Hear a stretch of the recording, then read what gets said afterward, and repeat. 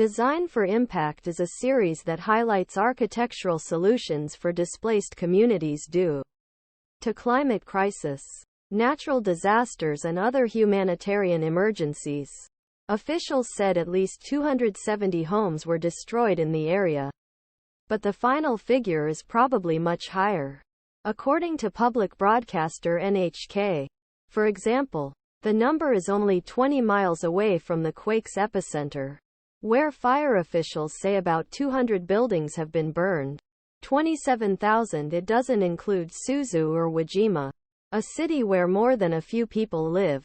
These reports address the personal tragedies that most residents of the region face. But while no two seismic events were directly comparable, similar strength earthquakes in other parts of the world, it often led to much larger demolitions. According to Robert Geller, a retired seismology professor at Tokyo University, Ishikawa may have been easily spared. Most single-family homes have not been completely demolished, even if they were damaged, he said. A proverb of seismic design states that earthquakes do not kill people.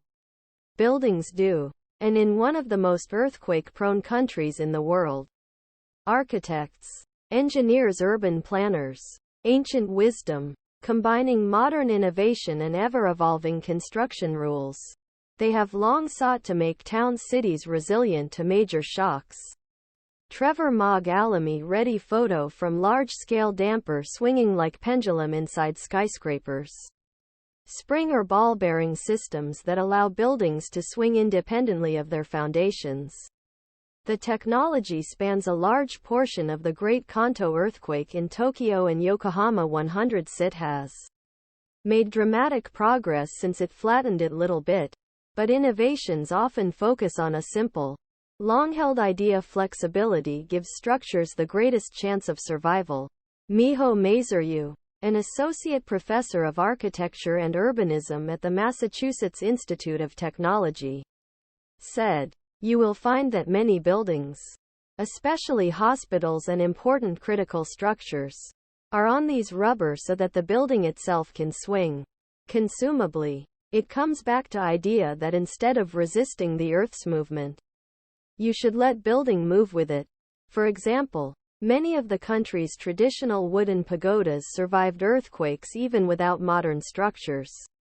Take the Toji Temple's 17th century pagoda, 180 meters high, built near Kyoto. This pagoda, the Great Hanshin earthquake of 1995, also known as the Kobe earthquake, is known to have emerged intact and many nearby buildings collapsed.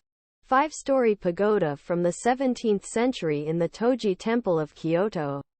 MarchukAlamy Ready Photo Whether anchored on floor, standing on a beam or hanging from above.